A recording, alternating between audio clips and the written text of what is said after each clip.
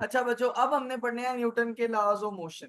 पहली बात तो आपको पता होनी चाहिए कि जो न्यूटन के लॉज ऑफ मोशन है, इनके मौजिद यानी डिस्कवर करने वाले जो इंसान है उनका नाम है सर आइजैक न्यूटन।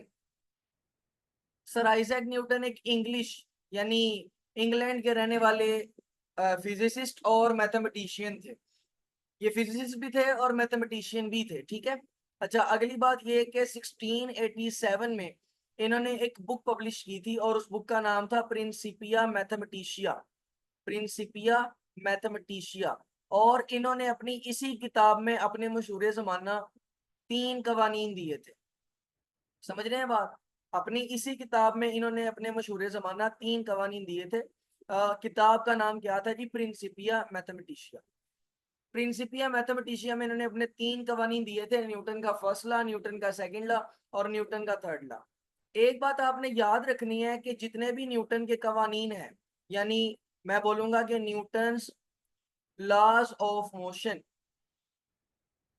तो बेटा याद रखना है कि जितने भी न्यूटन के कवानीन हैं वो सारे उन ऑब्जेक्ट्स पर अप्लाई होते हैं जिनकी रफ्तार स्पीड ऑफ लाइट से बड़ी कम है। यानी अगर इलेक्ट्रॉन्स की बात करें तो उन पे ये लॉज फॉलो नहीं होते। अगर आप अल्फा पार्टिकल्स की बात करें तो उनके ऊपर ये लॉज फॉलो नहीं होते। ये लॉज सिर्फ उन्हीं ऑब्जेक्ट्स पर फॉलो होते हैं जिनकी स्पीड स्पीड ऑफ लाइट से बड़ी कम है। जैसे एवरीडे ऑब्जेक्ट्स, पंखा, एरोप्लेन, जेट्स, शिप्स, कार्स, इन चीजों पर अप्लाई होती है। तो आपने याद रखना है कि Newton's law of motion is applicable. Newton laws of motion are applicable. Newton के लॉज ऑफ मोशन एप्लीकेबल सिर्फ तब होते हैं, ओनली व्हेन, सिर्फ तभी अप्लाई होते हैं जब बॉडी की रफ्तार बहुत कम हो as compared to the speed of light. आपको ये बात का पता है कि सी का मतलब क्या होता है? स्पीड ऑफ लाइट होता है। ये बात आपने याद रखनी है। अच्छा, इसके अलावा अगर स्पीड ऑफ लाइट से ऑब्जेक्ट कोई मूव कर रहा हो, तो मैंने कल भी गाइड किया था कि उसके ऊपर न्यूटन के लॉज तो नहीं लगते, लेकिन उसके ऊपर आइंस्टाइन की बनाई हुई थ्योरी लगती है, that is the theory of relativity. याद होगी बेटा बात ये वाली। लो बच्चे, अब हमने अपने कवानीन को शुरू करना है पढ़ना। और जिसमें हमारा जो पहला कानून होगा वो होगा जी न्यूटन का first law. Newton first law of motion, Newton का पहला कानून। हम यहाँ पर लिख देते हैं जी Newton first law of motion. अच्छा बच्चों, अब जरा देखिएगा कि न्यूटन का पहला कानून क्या कहता है। आप लोगों ने ये 9th क्लास में भी पढ़ा है, आपको याद होगा। बेटा न्यूटन का जो पहला कानून है ना, वो ये कहता है कि अगर कोई बॉडी रेस्ट पर है तो वो रेस्ट पर पड़ी रहेगी। आर फर्स्ट ना बेटा, कौन सा पॉइंट? कौन सा पॉइंट दोबारा बताऊं?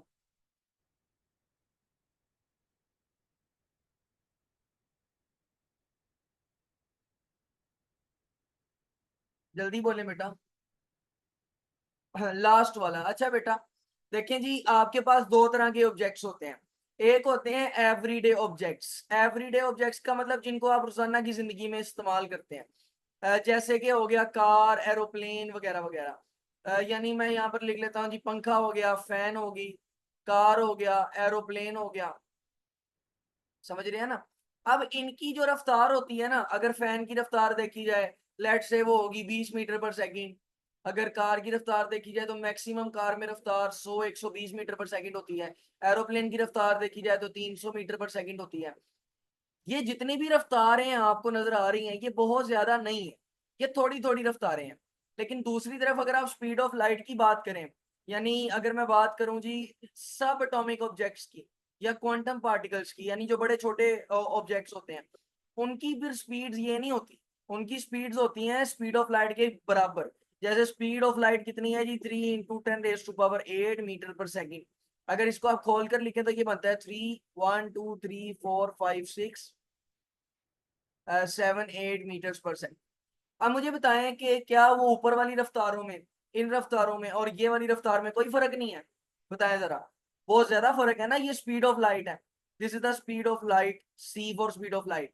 तो अब जब ऑब्जेक्ट्स इस लाइट की स्पीड से मूव करते हैं तो उनके ऊपर न्यूटन के लॉज फॉलो नहीं होते। न्यूटन के लॉज फॉलो होते हैं एवरीडे ऑब्जेक्ट्स पर, यानी जिनकी रफ्तार कम होती है, इतनी होती है।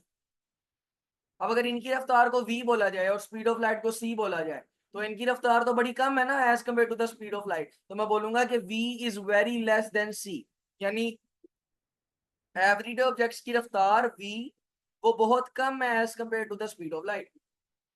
और यही वो कंडीशन है जहां पर न्यूटन के लॉज फॉलो होते हैं। अगर आप स्पीड ऑफ लाइट के बराबर चले जाएंगे तो फिर न्यूटन के लॉज फॉलो नहीं होंगे, फिर आइंस्टाइन की थ्योरी ऑफ रिलेटिविटी फॉलो होगी। अगर आरफा बच्चे समझ आ गई है तो ओके करें, नहीं तो मैं दोबारा बता देता हूँ। समझ नहीं आई तो मेरे से दोबारा सवाल करें, मैं बता देता हूँ।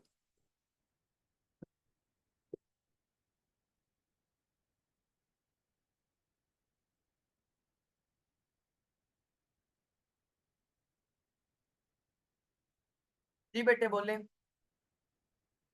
सर सर मैं छुट्टी कर लूं? क्यों भाई, आप हमेशा छुट्टी कर जाती हैं, क्या हुआ बच्चे, छुट्टी क्यों करनी है आप?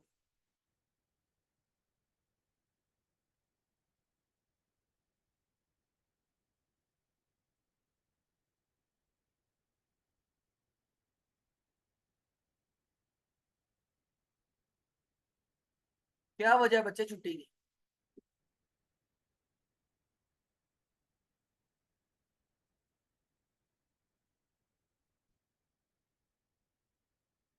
सर मैं अभी 9:30 पे। चलें चलें, ठीक है बेटा, छुट्टी कर लें आप।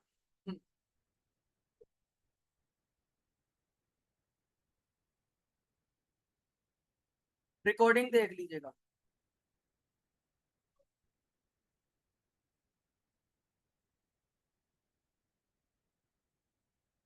लेकिन ये रोजाना नहीं हुआ करेगा, एक ही दफा होगा। हाँ जी, तो बेटा a body at rest remains at rest and a body in motion remains at motion unless N unbalanced force acts on it. Unless ये कि बॉडी पर एक अनबैलेंस फोर्स एक्ट करे। अब जरा बात को समझिएगा, कहता क्या है, कहता है कि अगर कोई बॉडी रेस्ट पर है तो वो रेस्ट पर ही रहेगी, और अगर कोई बॉडी मोशन में है तो वो मोशन में ही रहेगी, अनलेस अनटिल अनलेस ये कि उसके ऊपर कौन सी फोर्स लग जाए, अनबैलेंस फोर्स। ये आपके पास न्यूटन का फर्स्ट लॉ ऑफ मोशन है। आसान अल्फाज में कहूं, अगर कोई बॉडी रेस्ट पर पड़ी है तो वो रेस्ट पर रहेगी, मोशन में है तो मोशन में रहेगी, जब तक आप उसको रोकेंगे नहीं। फॉर एग्जाम्पल अगर आपके पास ये एक कार है और ये कार खड़ी हुई है रेस्ट पर, रेस्ट का मतलब ये है कि इसकी रफ्तार यानी वेलोसिटी क्या है, जीरो। अब जब तक मैं इसके ऊपर कोई फोर्स अप्लाई नहीं करूंगा, ये कौन सी हालत में रहेगी, रेस्ट की हालत में रहेगी। और यही कौन सा लॉ है आपके पास, न्यूटन का फर्स्ट लॉ, कि अगर कोई बॉडी रेस्ट पे है तो वो रेस्ट पर रहेगी जब तक मैं उसके ऊपर नेट फोर्स नहीं लगाऊंगा। बिल्कुल इसी तरह आप जमीन को जानते हैं, आप सब जमीन पे रहते हैं, तो लेट से कि ये आपकी अर्थ है। अब आपको पता है कि जो जमीन है वो सदियों से घूमती जा रही है, सदियों से ही घूमी जा रही है ऐसे गोल गोल सूरज के गिर्द। तो क्या ये अर्थ कभी भी रुकती है? लेट से ये आपका सन है, तो जमीन सदियों से सूरज के गिर्द घूमी जा रही है, ये कभी भी रुकती नहीं है। तो अब ये जो अर्थ है ये फिर कैसी स्टेट में है, मैं बोलूंगा कि जो अर्थ है वो आपके मोशन की हालत में है। तो earth is in a state of motion. अब चूंकि अर्थ मोशन कर रही है और इसको कोई रोकने वाला नहीं है, तो ये सारी सारी जिंदगी का करती रहेगी मोशन। और यही न्यूटन का पहला कानून है कि अगर कोई बॉडी रेस्ट पर है तो वो रेस्ट पर रहेगी, जैसे कार रेस्ट पर पड़ी है तो वो रेस्ट पर रहेगी। और जमीन सूरज के गिर्द 6 अरब साल से घूम रही है, वो घूमती रहेगी। ये न्यूटन का पहला कानून है। अगर कोई बॉडी रेस्ट पे है तो रेस्ट पे रहेगी, अगर कोई बॉडी मोशन में है तो वो मोशन में रहेगी। ठीक है बच्चे, ये है न्यूटन का पहला कानून, unless acted upon bye unbalance force. अगर आपने कोई अनबैलेंस फोर्स लगाई तो फिर वो क्या कर जाएगा, मूव कर जाएगा। आपने ये बात याद रखनी है कि जो न्यूटन का फर्स्ट लॉ ऑफ मोशन है, Newton first law of motion, तो जो न्यूटन का पहला कानून है उसका दूसरा नाम क्या है बच्चे? तो उसका दूसरा नाम है बेटा लॉ ऑफ इनर्शिया। जो न्यूटन का पहला कानून है उसका दूसरा नाम साइंटिस्ट ने क्या रखा है, लॉ ऑफ इनर्शिया। उसकी वजह यह है कि न्यूटन का पहला कानून सारी बातें हमें किसके बारे में समझाने की कोशिश करता है, इनर्शिया के बारे में समझाने की कोशिश करता है। तो ये बात याद रखनी है कि न्यूटन का फर्स्ट लॉ जो है वो लॉ ऑफ इनर्शिया कहलाता है, क्योंकि न्यूटन का पहला जो कानून है वो हमें किसके बारे में समझाने की कोशिश करता है, इनर्शिया के बारे में। तो अब जरा बात कर लेते हैं कि इनर्शिया क्या है बेटा। तो इनर्शिया ना एक जिद का नाम है। बॉडी अपनी हालत चेंज नहीं करना चाहती, अगर वो रेस्ट पे है ना तो रेस्ट पे रहेगी, और अगर वो मोशन में है तो किस हालत में रहेगी, मोशन की हालत। तो आपने याद रखना है इनर्शिया क्या है, तो inertia is actually the property of a body, ये किसी भी बॉडी की खासियत होती है। उसकी वजह से होता क्या है जी, आपने याद रखना है इट ड्यू टू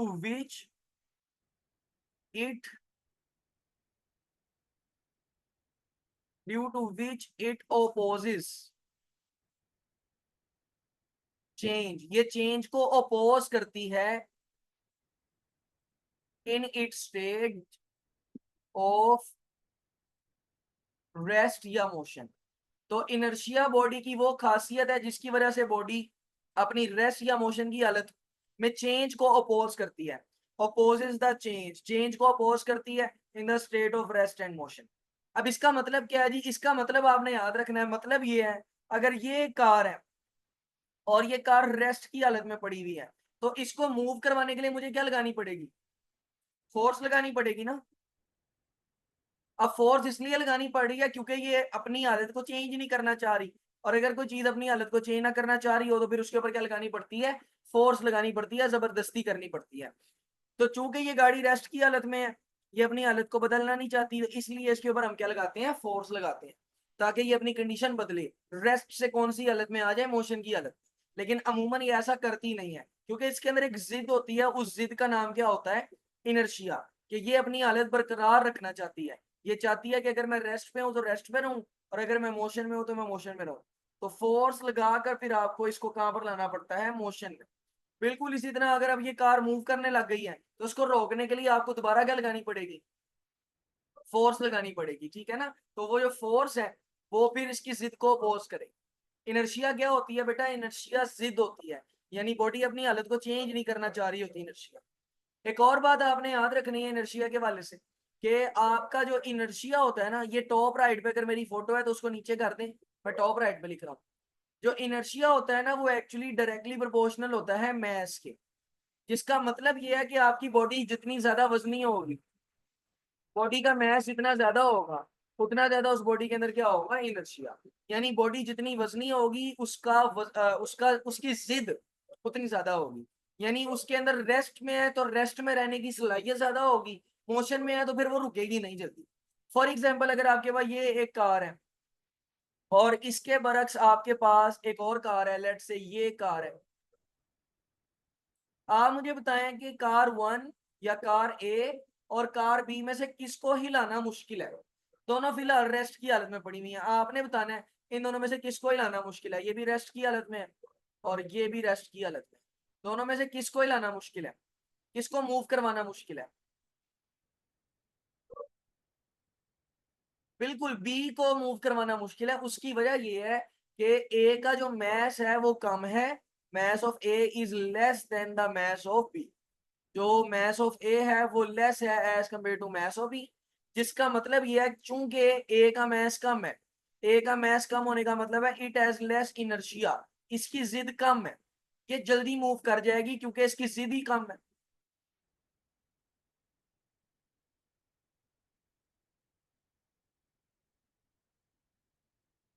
इसका इनर्शिया क्या है, कम है।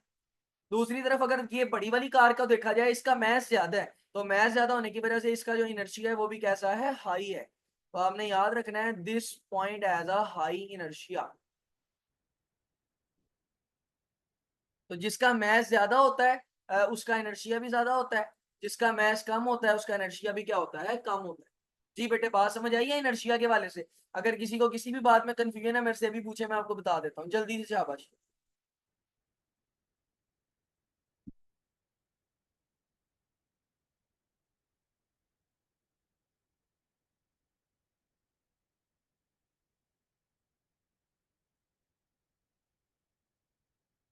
अच्छा बेटा यहाँ तक क्लियर है ना सबको, न्यूटन का फर्स्ट लॉ ऑफ मोशन भी ओके हो गया। अब मैं जल्दी से रिपीट कर देता हूँ जो बातें मैंने की थी, फिर हम आगे चलते हैं। जल्दी से मैं रिपीट कर देता हूँ, देखिए बेटा सबसे पहले मैंने आपको क्या समझाया, न्यूटन के लॉज ऑफ मोशन आज हमने पढ़ने हैं। न्यूटन के लॉज ऑफ मोशन दिए हैं सर आइजैक न्यूटन ने। एक बार मैं यहाँ पर लिख देता हूँ, सर आइजैक न्यूटन कौन थे, सर आइजैक न्यूटन एक ब्रिटिश फिजिसिस्ट थे और मैथमेटिशियन थे। ब्रिटिश फिजिसिस्ट होने के नाते उन्होंने 1687 में एक बुक पब्लिश की, और उनकी जो बुक थी उनका नाम क्या था, प्रिंसिपिया मैथमेटिशिया। प्रिंसिपिया मैथमेटिशिया में उन्होंने अपने लॉज ऑफ मोशन भी दिए, उन्होंने लॉ ऑफ ग्रेविटेशन भी दिया, सारे लॉज अपने इन्होंने प्रिंसिपिया मैथमेटिशिया में दिए। अच्छा, अगली बात मैंने ये की कि जो न्यूटन के लॉज हैं वो सिर्फ एप्लीकेबल हैं जब आपकी रफ्तार स्पीड ऑफ लाइट से बहुत कम हो। जैसे ये वाले लॉज इलेक्ट्रॉन पर नहीं लगते, अल्फा पार्टिकल पर नहीं लगते, गैमा पार्टिकल पर नहीं लगते, बीटा पार्टिकल पर नहीं लगते, एक्स रेस पर नहीं लगते, क्योंकि वो सारे ऑब्जेक्ट स्पीड ऑफ लाइट से मूव करते हैं, या स्पीड ऑफ लाइट के करीब करीब स्पीड से मूव करते हैं।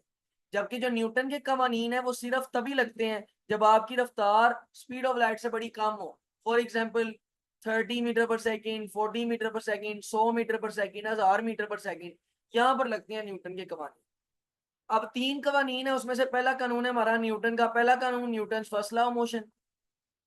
Newton first law of motion ये कहता है अगर एक बॉडी रेस्ट पर है तो वो रेस्ट की हालत में रहेगी, और अगर कोई बॉडी मोशन में है तो वो मोशन की हालत में रहेगी, अनलेस अनलेस अनटिल, यहां तक कि आप उसके ऊपर कोई अनबैलेंस फोर्स लगा दें।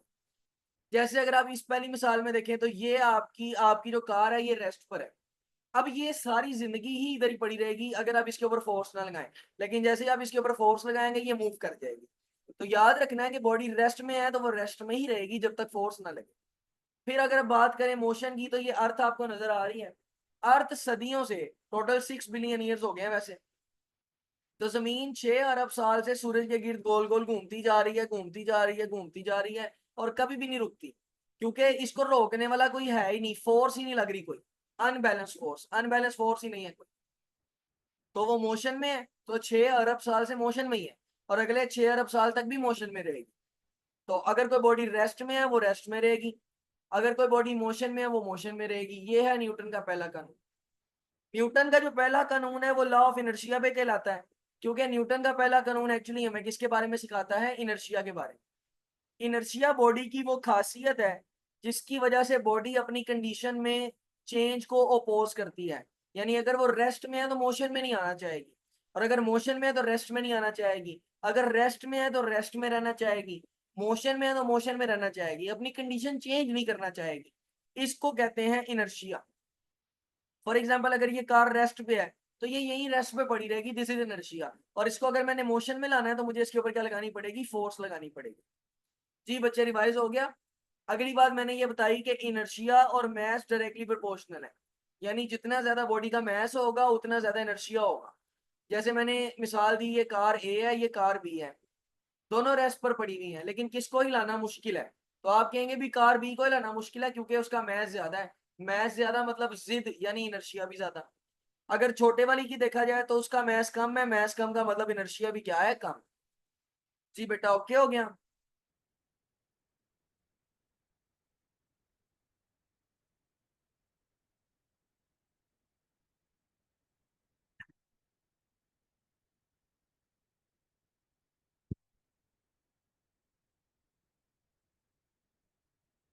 जी बच्चे, समझ आई है बात यहाँ तक कि नहीं आई, स्क्रीनशॉट ले लें इसका, और फिर ओके भी करें मुझे अगर समझ आ गई है तो।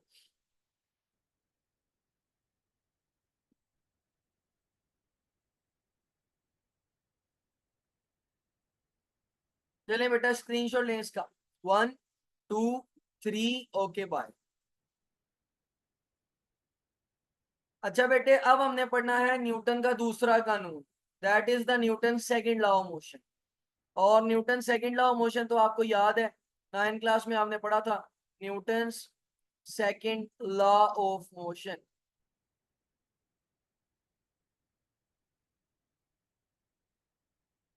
बच्चों, इसमें आपने अब जरा ना थोड़ी सी बातों को ध्यान से समझना है। पहली बात तो ये, आपको ना प्रोपोर्शनैलिटी का रिलेशनशिप पता होना चाहिए। देखिए, पहली बात तो ये कि अगर x को प्रोपोर्शनल लगा के y लिखा गया हो, ये जो साइन है ना इसको कहते हैं sign of proportionality, this sign is called as proportionality. इस साइन का मतलब होता है प्रोपोर्शनैलिटी। तो अगर x को प्रोपोर्शनल किया गया हो y के साथ, इसका मतलब ये होता है कि जब y की वैल्यू बढ़ेगी साथ ही x की वैल्यू भी बढ़ेगी। ठीक है बेटा, अगर x की वैल्यू बढ़ेगी तो साथ ही y की वैल्यू भी बढ़ेगी, या y की वैल्यू बढ़ेगी तो x की वैल्यू भी बढ़ेगी। या फिर आप उल्टा भी कह सकते हैं, अगर y की वैल्यू कम होगी तो फिर x की वैल्यू भी यहाँ पर क्या होगी, वो कम होगी। अब इस तरह का जो रिलेशनशिप होता है ना बच्चे, उसको कहते हैं डायरेक्ट रिलेशनशिप, डायरेक्टली प्रोपोर्शनल। जब एक चीज को बढ़ाएं दूसरी भी बढ़ जाए, एक को कम करें दूसरी भी कम हो जाए, इस तरह का रिलेशनशिप अगर किसी जगह एग्जिस्ट करता हो तो हम बोलते हैं कि वो दोनों चीजें आपस में डायरेक्टली प्रोपोर्शनल हैं। यानी एक को बढ़ाएं तो दूसरा बढ़ जाता है, एक को कम करें तो दूसरा कम हो जाता है।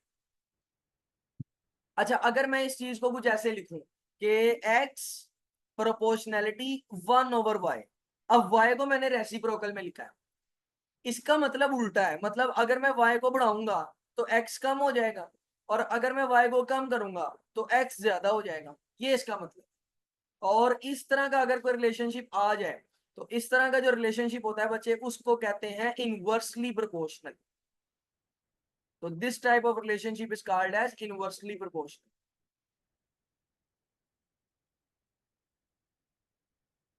इनवर्सली प्रोपोर्शनल का मतलब यह है कि अगर आप एक चीज को बढ़ाएं दूसरी कम हो जाए, या एक को कम करें दूसरी बढ़ जाए, ये आपके पास कौन सा प्रोपोर्शनल होता है, इनवर्सली प्रोपोर्शनल। फॉर एग्जाम्पल अगर मैं डायरेक्टली प्रोपोर्शनल की बात करूं तो मैं ये बोलूंगा जी के marks are directly proportional to मेहनत। जो आपके मार्क्स हैं वो मेहनत के डायरेक्टली प्रोपोर्शनल है। तो आप सबको पता है कैसे, अगर आप ज्यादा मेहनत करेंगे तो सादा सी बात है मार्क्स भी क्या आएंगे, ज्यादा। और अगर आप कम मेहनत करेंगे तो मार्क्स भी क्या आएंगे, कम। ये कौन सा रिलेशनशिप हो गया, डायरेक्टली प्रोपोर्शनल वाला। बिल्कुल इसी तरह आप समझ सकते हैं जी के सवाब इज डायरेक्टली प्रोपोर्शनल टू नमाज। आप जितनी ज्यादा नमाज पढ़ेंगे आपको उतना ज्यादा सवाब होगा, जितनी कम नमाज पढ़ेंगे उतना कम सवाब होगा। एक चीज को ज्यादा करते हैं दूसरी भी ज्यादा हो जाती है, एक को कम करते हैं दूसरी भी कम हो जाती है। इस तरह के रिलेशनशिप का नाम क्या होता है बच्चे, डायरेक्टली प्रोपोर्शनल। इनवर्सली प्रोपोर्शनल की अगर बात की जाए तो इनवर्सली प्रोपोर्शनल थोड़ा चेंज होता है। अब आप इनवर्सली प्रोपोर्शनल में देखें तो जो मार्क्स हैं आपके, वो एक्चुअली इनवर्सली प्रोपोर्शनल है टू हड हरामी। अगर आप पढ़ाई नहीं करेंगे और फजूल में टाइम जाया करते रहेंगे तो उसको बोलते हैं हड्रामी। आप जितनी ज्यादा हड्रामी करेंगे आपके मार्क्स उतने कम आएंगे, और जितनी कम हड्रामी करेंगे उतने मार्क्स ज्यादा आएंगे। तो ये दोनों कौन सा रिलेशनशिप बनाते हैं, इनवर्सली प्रोपोर्शनल। बिल्कुल इसी तरह हम इसको एक और तरीके से भी कह सकते हैं कि गुनाह इज इनवर्सली प्रोपोर्शनल टू नमाज। आप जितनी ज्यादा नमाज पढ़ेंगे उतने गुनाह कम करेंगे, और जितनी कम नमाज पढ़ेंगे उतने गुनाह ज्यादा करेंगे। तो गुनाह और नमाज आपस में कैसे हो गए, इनवर्सली प्रोपोर्शनल। तो बेटा पहली बात तो ये कि आपको डायरेक्टली प्रोपोर्शनल और इनवर्सली प्रोपोर्शनल में फर्क पता होना चाहिए। अगर एक चीज बढ़ाएं दूसरी बढ़ जाए, या कम करें तो दूसरी कम हो जाए, वो डायरेक्टली प्रोपोर्शनल। और अगर एक चीज कम करें दूसरी बढ़ जाए, या एक चीज ज्यादा करें दूसरी कम हो जाए, वो कौन सा प्रोपोर्शनल होता है, इनवर्सली प्रोपोर्शनल। जी बच्चे, डायरेक्टली प्रोपोर्शनल और इनवर्सली प्रोपोर्शनल का फंडा समझ में आया सबको, कि दोबारा बता दो।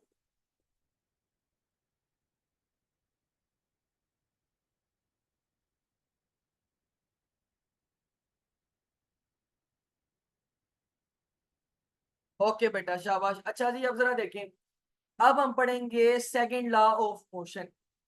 अब सेकंड लॉ ऑफ मोशन क्या कहता है जी, सेकंड लॉ ऑफ मोशन आपसे ये कहता है कि आप बॉडी पर जितनी फोर्स लगाते हैं, लेट्स से जी ये आपके पास एक कार है, ठीक है जी। अब आप इस कार पे जितनी ज्यादा फोर्स लगाएंगे ये कार उतनी ज्यादा रफ्तार से मूव करेगी ना। तो आप देखें कि आप इसके ऊपर जो फोर्स लगाएंगे उस फोर्स की वजह से ये मूव करने लग जाएगी। अभी आप गौर करें तो शुरू में तो कार रेस्ट पर थी, रेस्ट पर थी इसका मतलब इनिशियल वेलोसिटी क्या थी, जीरो। अब जब आप फोर्स लगाएंगे तो ये मूव करने लग जाएगी, यानी अब इसकी वेलोसिटी जीरो नहीं रहेगी। अब वेलोसिटी में आएगा चेंज, और जब वेलोसिटी में चेंज आता है तो उसको क्या बोला जाता है, एक्सेलरेशन। यानी जब आप फोर्स लगाते हैं, फोर्स लगाने से बॉडी की वेलोसिटी में चेंज आता है, और बॉडी की वेलोसिटी में चेंज आने को क्या बोलते हैं, एक्सेलरेशन। तो पहली बात आपने न्यूटन के सेकंड लॉ में ये याद रखनी है कि force produces acceleration in a body. तो फोर्स है वो किसी भी बॉडी में क्या प्रोड्यूस करती है, एक्सेलरेशन प्रोड्यूस करती है। अगली बात जरा आपने तवज्जो से समझनी है, वो ये कि जी magnitude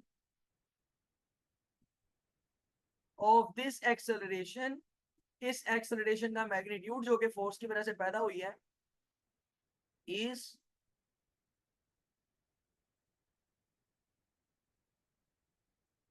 directly proportional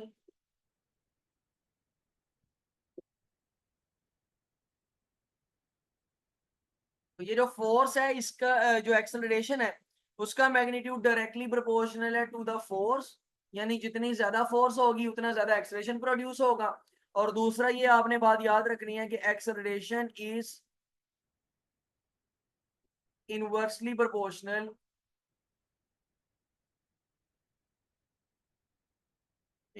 proportional to mass. जितना ज्यादा मैस होगा उसको मूव करवाना उतना मुश्किल होगा, उतनी ही कम बॉडी में क्या पैदा होगी, एक्सेलरेशन। अब जरा देखें जी, पहली बात तो ये कि जो एक्सेलरेशन है वो फोर्स के डायरेक्टली प्रोपोर्शनल है, ये बात तो ओके है ना। दूसरी बात ये कि जो एक्सेलरेशन है वो मैस के इनवर्सली प्रोपोर्शनल है, जिसका मतलब ये है कि अगर बॉडी जितनी ज्यादा वजनी होगी, मैस जितना ज्यादा होगा, उसमें एक्सेलरेशन उतना कम पैदा होगा, क्योंकि आपको पता है जितना वजन ज्यादा होता है उसको हिलाना उतना मुश्किल होता है। अच्छा, दूसरी बात ये कि जितनी ज्यादा फोर्स लगाएंगे बॉडी में उतना ज्यादा क्या पैदा होगा, एक्सेलरेशन। अब आप क्या करें जी, आप इन दोनों इक्वेशंस को नाम दे दें। तो लेट से ये पहली इक्वेशन को मैं कह देता हूँ इक्वेशन नंबर 1, दूसरी को मैं कह देता हूँ इक्वेशन नंबर 2। अब आप दोनों इक्वेशंस को कर दें कंबाइन। तो now we are going to combine equation number 1 and equation number 2। तो हम यहाँ पर चुप करके लिख देंगे जी कंबाइन इक्वेशन नंबर 1 एंड 2। अब जब आप इक्वेशन नंबर 1 और 2 को कंबाइन करेंगे तो दोनों की साइड्स पर एक्सेलरेशन ही है, तो ये आ जाएगा एक्सेलरेशन और directly proportional to force and inversely proportional to mass. अब आप तवज्जो से स्टेप को देखिएगा, ये जो मैस है आपके पास इधर डिवाइड हो रहा है, एक्सेलरेशन के साथ जाकर क्या हो जाएगा, मल्टीप्लाई हो जाएगा। तो यही वाली इक्वेशन आपके पास बनेगी जी, force is directly proportional to mass into acceleration. अब आपको पता है कि जी डायरेक्टली प्रोपोर्शनल जहां भी हो, याद रखना बेटा, जहां भी डायरेक्टली प्रोपोर्शनल आ जाए वो हटाया जाए तो दो चीजें आती हैं। नंबर 1 एक आता है बराबर का साइन, और नंबर 2 बेटा आता है कांस्टेंट, वो यहाँ पर क्या होगा, के। ठीक है बच्चे। अब देखें जी, अब आपके पास आएगी जी फोर्स बराबर के और साथ आएगा एम ए। ये बेटा आपके पास आ गया फोर्स का फार्मूला। अब आपने याद रखना है कि अगर मैं एस आई यूनिट्स अप्लाई करूं इन एस आई यूनिट्स, अगर मैं एस आई यूनिट्स अप्लाई करूं in S I units, S I units में के की वैल्यू क्या होती है, 1। तो अगर मैं ये के की जगह 1 पुट कर दूंगा तो मेरे पास सादा से इसका फार्मूला बन जाएगा जी, फोर्स का फार्मूला है m a, mass into acceleration. बेटा this is the most basic equation in mechanics. ये वाली इक्वेशन मैकेनिक्स में सबसे बेसिक इक्वेशन है, और मैकेनिक्स में आप जितनी भी इक्वेशन डिराइव करेंगे उसमें ये इस्तेमाल हो। तो आपने याद रखना है कि F equals to m a क्या है, F equals to m a is the most fundamental equation, this is the most fundamental equation of mechanics. आप मैकेनिक्स में कुछ भी सॉल्व करें, इस इक्वेशन के बगैर आप सॉल्व नहीं कर सकते, और ये मैं आपको दिखाऊंगा अभी। अभी मैं आपको आगे जितनी भी